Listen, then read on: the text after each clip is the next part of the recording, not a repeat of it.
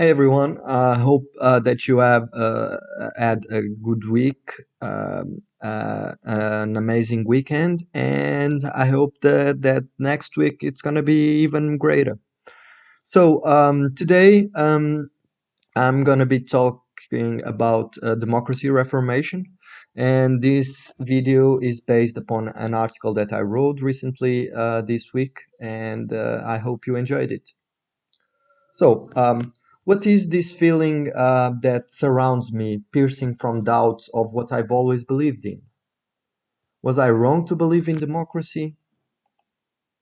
Am I really living in a democratic system? Are you? Do we really have a choice?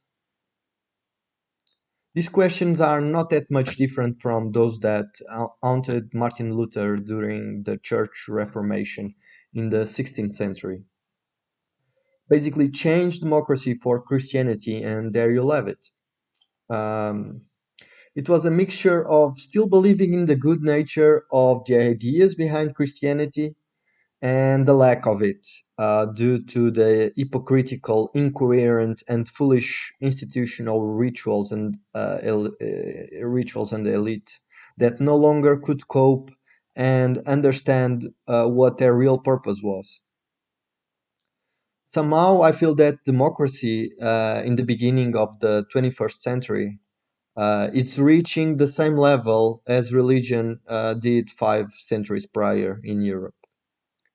Like Martin Luther back then, I still believe in the goodness of the ideals behind democracy, but am no longer seeing it in the actions and in the words of those that use it. And this is maybe the first issue regarding it. Democracy is not to be used by those in power or for some to reach power, but instead to empower people that do not have other way to make themselves heard. And this is both for the masses and the minorities to not be oppressed by any kind of elites. So, however, this is just one of its ideals that have come to be stepped over, pushed back, or simply ignored. And in doing so, it obliterates part or mostly of its original etymology meaning, which is democracy. So it's people rule, more or less. So, how many foundational ideals of what a democracy was meant to be that are no longer fundamental? To answer this, let's do a current depiction of democracy in its current state. I urge you to try to see the parallels that led to the Church Reformation. It's fun. First, it is imperial to understand that prior to the current schism, democracy played a necessary role to get us where we are currently. It was a tool that, despite the many flaws, it allowed for a group of people to determine a pathway forward, despite some opposing views, and allowed for a discussion and an analysis of the previous happenings, the current state of affairs, and a deliberation that made it possible for the group to collaborate internally and united into the future. However, today is disregarded by some as being useless, which undermines its role. It has been used as an end instead of a mean. Its flaws, like populism, for example, one of the best known and most announced boogeymans, is being used widely instead of studied for what it is, which gets us to another of its biggest current flaws, which is it's not being taught properly. It's being used to create division instead of consent, which blurs any common notions of how the future might be, and invariably needs to be, if it needs to embrace everyone. The opposing views are not just treated as the commonalities that they have, but are now the identities themselves.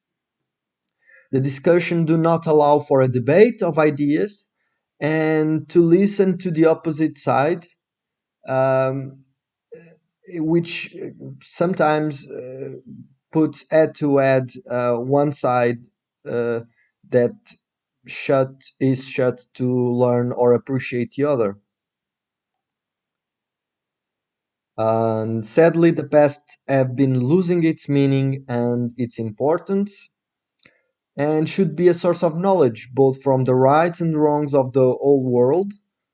However, it's been used to leverage individual and personal gain that little or nothing contributes to the whole.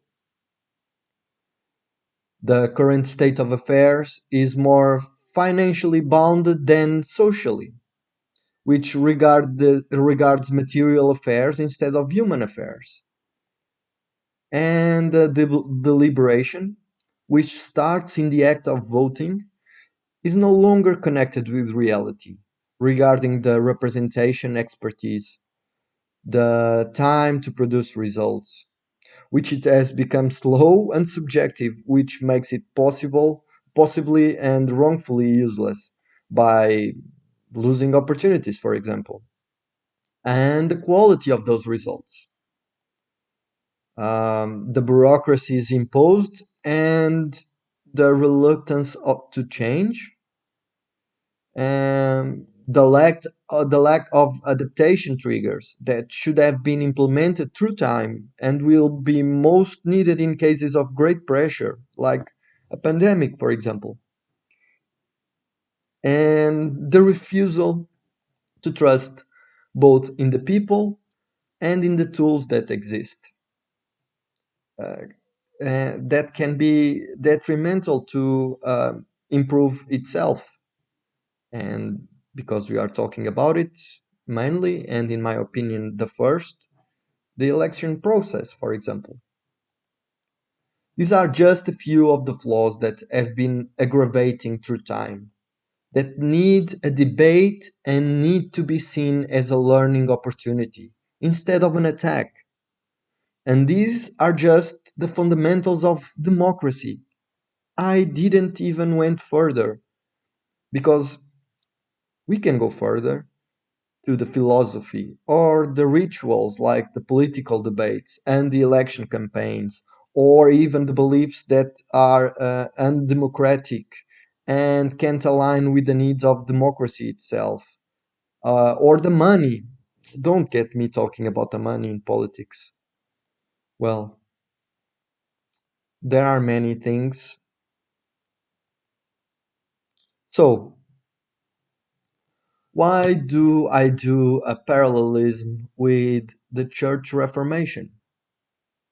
Because, like the church back then, the institutions that promoted each have been drifting from the fundamental basis in order to validate their incoherence. And I do believe that, like at that time, it was seen necessary to strip the religion to its full fundamental beliefs in order to reach a better understanding of its purpose. And so the same needs to happen with democracy. But we have an advantage in doing so because now it is possible to add to it newer concepts and approaches, and even innovate in order to reach a more truthful and basic understanding of what is democracy. In a way, a closer to its idealism, where can be fitted and how can be used in order to improve society's deliberation, education, adaptation, flexibility, innovation, representation, responsibility, and general human rights. So, I hope you enjoyed this article. Um, I'm gonna now give you some just bullet points of my own that I do think are uh, necessary, mainly because of today. It's a good day to talk about some issues that happened and are happening right now.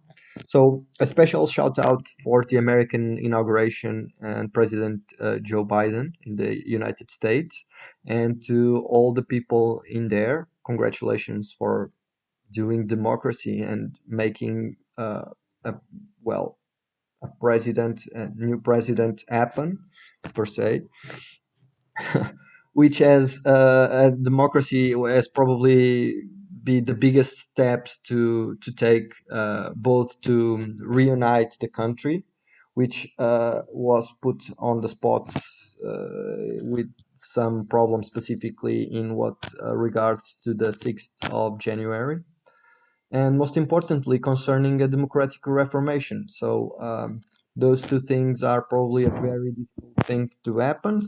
There are many things that the US government needs to do.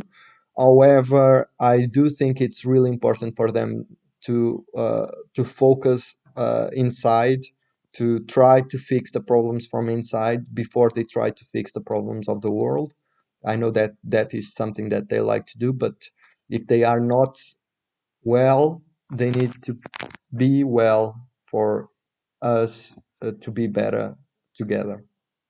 So this is my vote, and I hope that everything goes accordingly. Also, it's important to do a small point regarding the Portuguese presidential election during the peak of the pandemic, which reluctantly I'm gonna give congratulate for the difficulty of the task ahead. However, many of these concerns and recent problems could have been managed differently, and with a specific bad point, which is that there are measures that can be taken in a country like Portugal, because it's small and the people probably will try to do good for it, and even the young people are willing to try to do small things that can help everything, and that can be independent for from other countries, and for this reason better tailored for the specific problems presented. um, so just to finalize this video as well, I'm gonna tell you some interesting things to fundament it. So it is interesting to revisit, or if you are new to the topic, the case of the Estonia and how they produce elections, and also the election procedure at Australia, which is something different from the rest of the world, and because of that, should be at least seen and studied a little bit. Furthermore, it's interesting also to search for blockchain security, which is very important as we move forward if we want to digitalize our election process, which can be done and can be secure and safe, and at the same time, it can be a very powerful tool as we move forward, redefining the whole structure of what democracy is. But that is something to discuss in the future.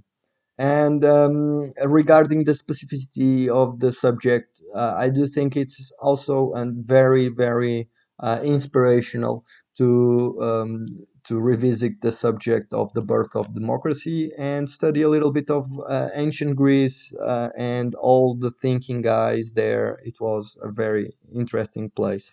So hope you have enjoyed this week's video, and I'll see you next week. So see you guys and have a good week.